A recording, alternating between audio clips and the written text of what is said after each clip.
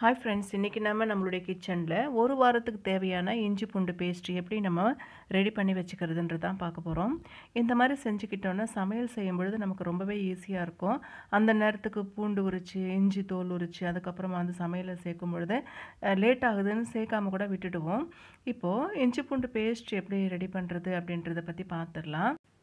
நான் வந்து 5 பூண்டும் 2 துண்டு இஞ்சி எடுத்துக்கிறேன்.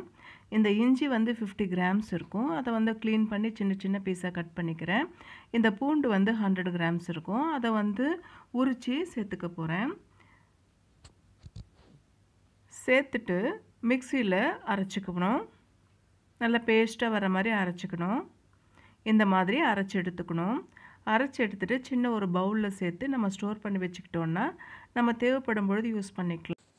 சிக்கன் குழம்பு செய்யும் பொழுதோ இல்லை மட்டன் குழம்போ இல்லை மீன் குழம்போ செய்யும் பொழுது இஞ்சி பூண்டு பேஸ்ட் நிறைய தேவைப்படும். அதே மாதிரி கார குழம்பும் தேவைப்படும். அந்த மாதிரி டைமில் எடுத்து நம்ம தாராளமாக யூஸ் பண்ணிக்கலாம். இதே மாதிரி நீங்களும் ட்ரை பண்ணி பாருங்கள். நன்றி.